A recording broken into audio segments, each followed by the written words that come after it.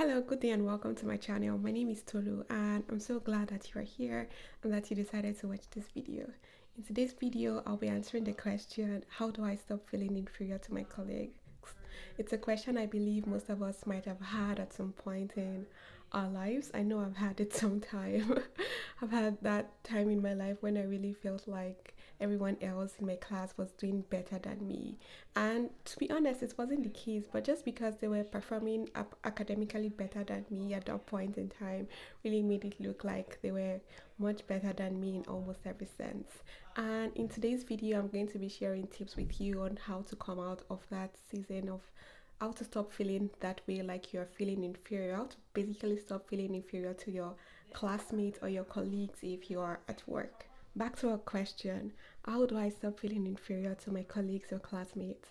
The first point on my list here is don't see your classmates or colleagues as your rivals or competitors. See them for who they are, your classmates. That's who they are, they're your colleagues. They're not like competing with you or in a rivalry with you. Ask for their help, give them help when you can. Ask them how they study with them. Don't miss out of the many possible joys of such relationships and the mutual benefits of such relationships because of rivalry. Like classmates and colleague relationships can really be enjoyed when we don't bring rivalry into the mix, and that helps you to see them in a better light, and it really makes you enjoy the whole process of your studying more if you are not always feeling like you're in a competition with the people that are around you. My second point here is when you set your goals, don't make them dependent on the performance of others. A good example is when you're taking a course, instead of saying I want to perform better than so and so, or even I want to be the best in this class, it's better to set a goal like, oh, I want to have an A in this course, or I want to have an A plus in this course, or I want to have a GPA of 4.0. That is more that makes you assess yourself more objectively rather than subjectively, and it also helps you to come out of that competition mindset, because when you are saying I want to perform better than so and so and you end up not performing better than them, you feel really bad even though you've had a really good result, and there's really no point because there's no competition in life. We're all running different races and everyone's race is different, and if you start comparing yourself to someone who is on a completely different track from you, then there's no point. Like the comparison has no point. Like in math, there are some variables or some values we don't compare because they are simply not comparable. And I think life is that way because everyone is different. You're living in different spaces. So, well, mathematically, I would say you have different norms. So I can't compare norms when like I have no basis for comparing those values. So it's that way with us. So don't make your performance dependent on the performance of others. And even sometimes when you set your goals like in relative to the performance of others, when you even do like not so well, you could end up feeling happy and proud of yourself when just because you did better than everyone else, and that's not an objective way to see yourself. It doesn't help you to see your goals and your achievements objectively. Next, work hard. There's no way we can go around this. We have to really work hard to get the desired results we want.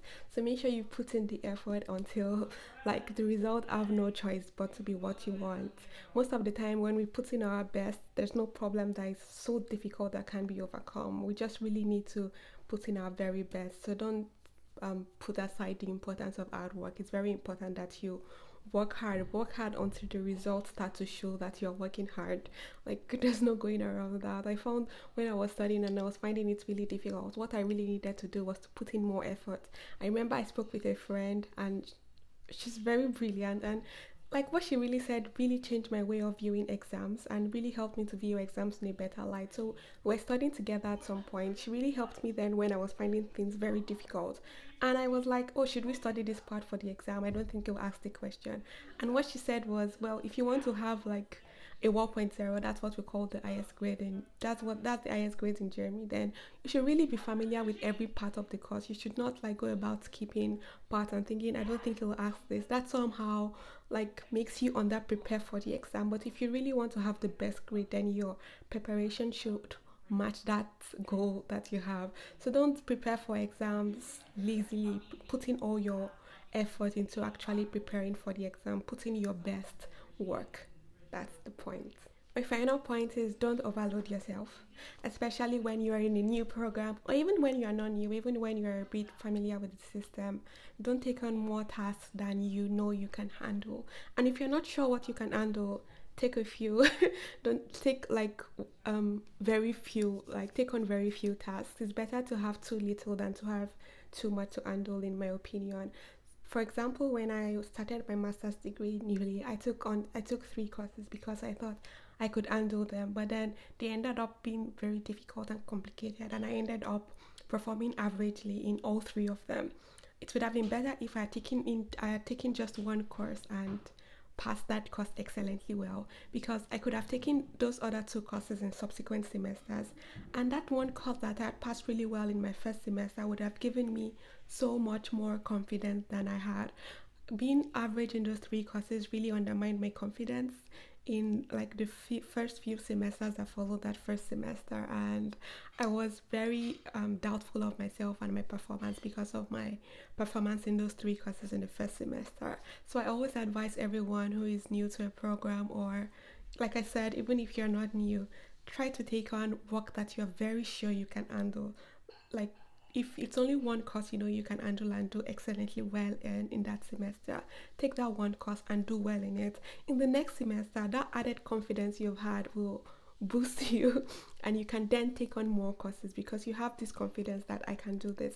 But if you take on too much courses and your confidence level is low, then when you add try to take more courses, then when you take your courses in the next semester or when you take on more work in the next semester, that low confidence could somehow affect you and affect your preparation. So try not to overload yourself. That's my point. Thank you for watching this video. I hope you enjoyed it and I hope I did justice to that question.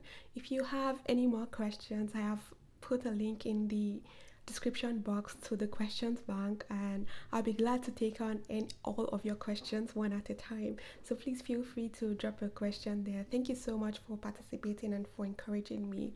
As a side note, I'm posting this video on two channels. My old channel, Toluwani Olola Jolo, as well as my new channel Academia in Cinema, because I'm doing an experiment to see which platform pushes out my videos better. So if you are interested in this kind of content and you're only subscribed to Toluwani Olola Jolo, please subscribe to Academia in Cinema, because over time, if that channel really proves to do better, then I intend to migrate there fully. Thank you for watching once again. If you haven't subscribed, please do, and please give this video a like so YouTube can know that you enjoyed it. Bye.